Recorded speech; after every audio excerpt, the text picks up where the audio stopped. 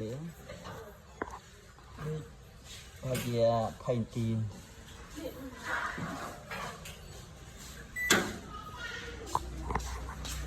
anh ấy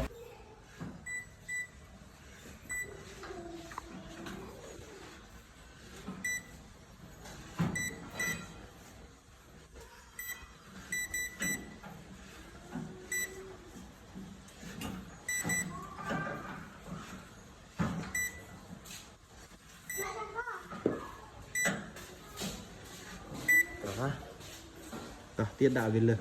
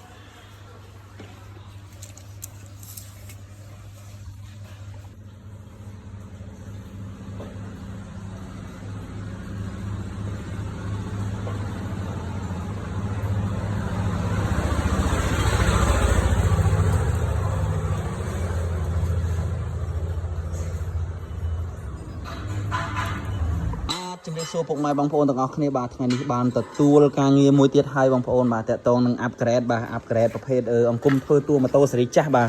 បងប្អូនជាងយើងនៅខាងកំពង់សោមបាទគាត់មានប្រភេទអង្គមធ្វើតួម៉ូតូស៊េរីចាស់គាត់យកមក upgrade ខាងខ្ញុំធ្វើជាប្រភេទអង្គមធ្វើតួម៉ូតូស៊េរីថ្មីខ្នាតធំ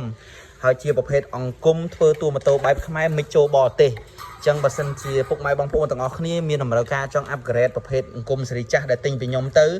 ចង់វាយចេញជាប្រភេទអង្គមធ្វើតួម៉ូតូខ្នាតធំយើងថែមលុយអានឹងអាចតាក់ទងមកបានណាបងប្អូនបាទសម្រាប់លេខទូរស័ព្ទ096 22 77 113 097 557308បាទមាន Telegram បាទធានាថាធ្វើជូនពុកម៉ែបងប្អូនមកស្អាតដាក់គ្រឿងទៅមកគ្រប់ប្រើតែម្ដងអញ្ចឹងសម្រាប់ការងារនេះយើង design ឡើងវិញទាំងអស់តាក់ទងនឹងកង់4គ្រាប់នោះគឺយើងដោះចេញបាទហើយយើងបំពាក់កង់នៅគៀនអញ្ចឹងយើងអាចបំលាស់ទីទៅទីណាក៏បានដែរបងប្អូនបាទវាធ្ងន់បាទក៏ប៉ុន្តែយើងអាចបំលាស់ទីបានងាយ